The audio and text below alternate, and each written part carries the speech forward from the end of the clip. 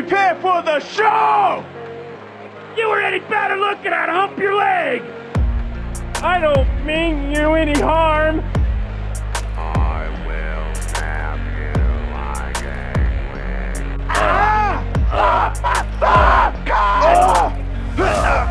Don't you ever call me fat again! You want ratings? Watch this! Mr. Showtime's embarrassed to be in the same ring with you! Oh, yes! Yes! That boy rocks the party that rocks the body. Ouch! Look, King, he's afraid. Mad Dog looks like a punching bag out there. Man, he makes it look easy. Oh, good night.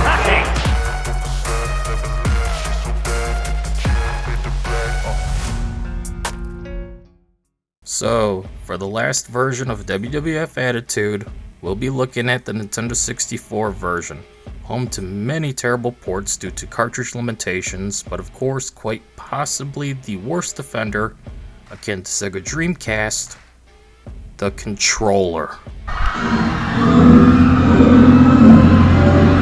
This version comes with some downgrades and a few improvements over the PS1 version. We'll cover them and more in a shorter review, as I'm tired of covering the same game and this port just felt so soulless and boring to play for some reason.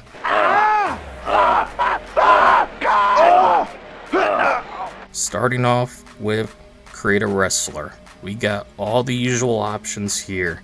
Nothing has changed except graphically it's less pixelated than PS1, but not as clean as Dreamcast. Otherwise, I haven't noticed any real differences outside of maybe loading and stuttering you experience on PS1 as you toggle through each cosmetic option has been removed. I was still having fun making people, though I didn't make everyone again because I'm tired of remaking everyone at this point. So I just made Charlie, Muda, Zack, and the average Asmongold viewer. Don't you ever call me fat again! Honestly, compared to the later console games, I feel like Attitude can nail certain people much better than say SmackDown vs. Raw series. If you've seen my PS1 and Dreamcast reviews of this game, you'll notice that compared to the SVR ones, Attitude just looks more accurate for a few caws, but hey, Charlie looks pretty much on par here. You want ratings? Watch this! Another reason why I didn't bother making everyone all over again was because this port is home to less music options, and since I don't want to deal with WWE copyright, all those custom songs are missing, including the best one, Stick Boy, Asmongold's theme song for a long time now since the Dreamcast review. Man, fuck you guys, man. Y'all really think you're being cute, huh?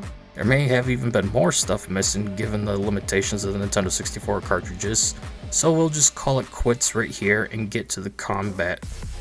Enthusiasm isn't at an all-time low right now. Oh, no one likes me. My dog won't even look at me. My dog took a shit on the floor because they were so disgusted with me. God, no one's ever gonna love me. Except maybe you. Can you show me your titties? The roster is pretty good. I have no real complaints, though I do wish we could have had legends from the past here, but for what we do have, it's pretty damn good.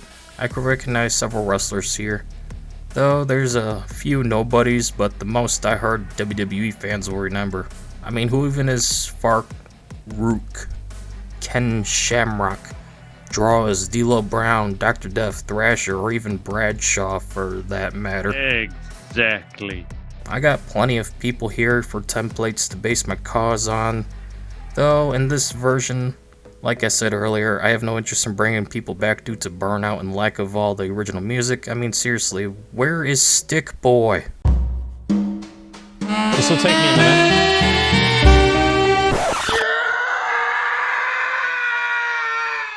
Just because I'm skinny, I can't be your Stick Boy!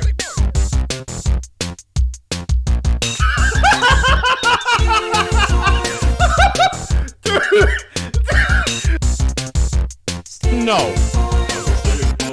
It's Nintendo, so you know the controls are dog shit. Well, who didn't see that coming?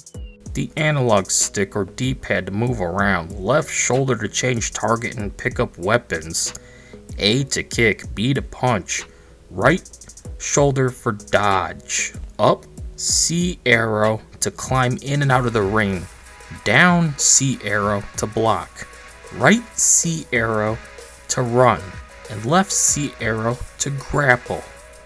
Yeah, now think about it for a second. What part of this layout is actually good?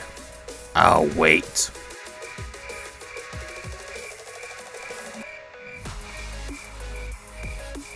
It's awful. It's all fucking awful! It's all of it, and every single one of them sucks! Exactly. I get it's the Nintendo 64, but if you release a game on the Nintendo 64, you better make it control as good as possible. This is not it. By God, did I not have any fun playing this port. They tangled! Tangled up! The combat is repetitive, seeing the same few moves over and over and over and over and over and over and over and over and bend over and over and over and over and over again. Get used to seeing people bend and twist arms, punch and kick, because that's how about as much depth there is to this game's combat. Oh yeah! Whippy, taste the ride! It sucks because on top of clunky controls, the shallow combat makes things even less enjoyable. This is true for all three home console versions of this game, except PS1 at least controls better.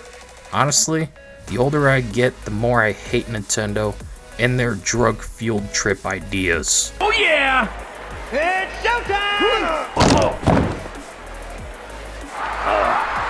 Man, this action is hot! No!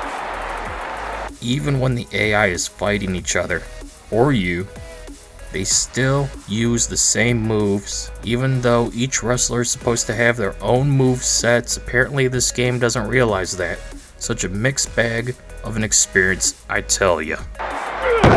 Mr. Showtime's in trouble now! That boy has a real opportunity here. That boy rocks the party that rocks the body! Ouch! When it comes to entrances, they're just not good, but still better than what we had in WWF SmackDown and SmackDown 2 Know Your Role later on. Yet that doesn't excuse how simplistic and boring they are. Make sure you turn them off in the options menu. Later games would make entrances worth viewing. It's fun at least once to see each cause entrance, but after that, not so much. Stop being boring! When it comes to the match types to talk about, you can't go wrong with the following selection. Starting out with single as your traditional match is always the best. Much like the missionary position, you can't beat the classics. Mr. Showtime, have the leverage! Cage matches are fun in later games when the mechanics are fleshed out better, but here, oh my god, is it just terrible. I like smashing people into the cage, grating their faces on the walls, skinning them, making them bleed, jumping off the top of the cage and crushing them below. That stuff is always fun in later WWE games, but not so much here simply due to the controls and combat not being good. This grip! Woohoo! Hell, no matter what buttons I pressed, it never allowed me to climb down the cage wall.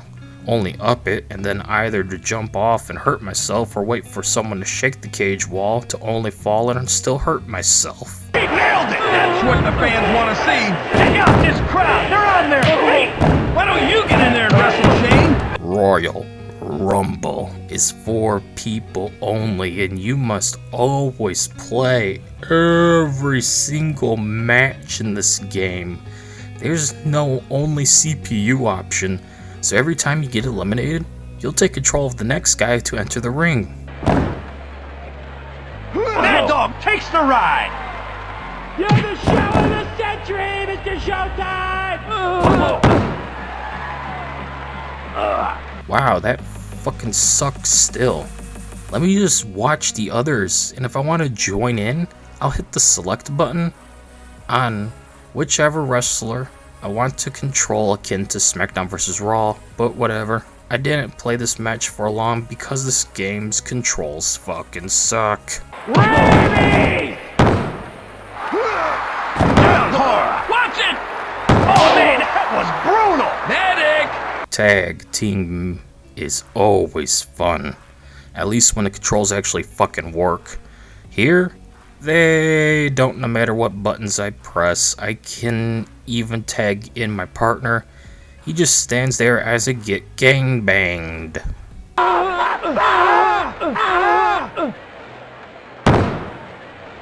They lock horns!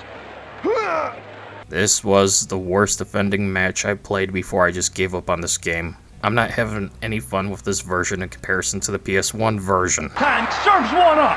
Fat boy makes the tag! Check out this crowd! They're on their feet! They want their money's worth! They're connected!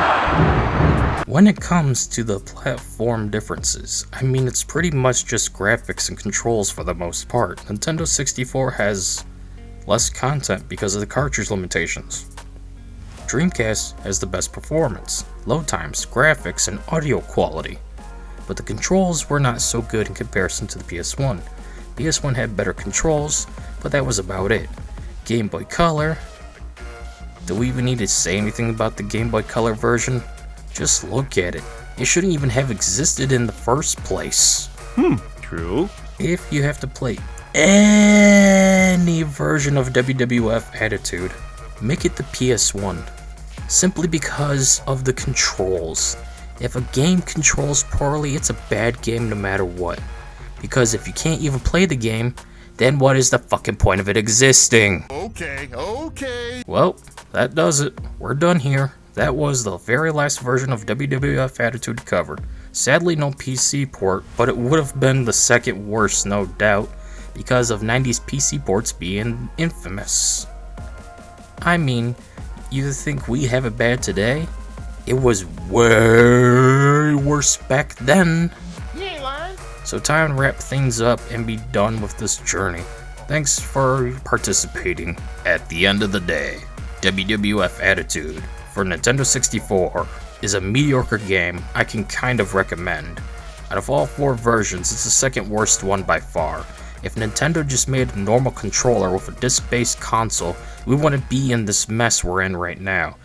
I like the fast load times. I like the better performance over PS1. I like the audio quality too. Just wish it didn't have less stuff, or even worse combat due to this atrocious controller that Nintendo made when they were smoking meth. But it is what it is, and at the end of the day, there it is. Anyways, the compilation will be out in the future, with a ranking and all that jazz. Till then, however, anyways, that's it for this video. See you all later. You were any better looking at hump your leg! You want ratings? Watch this!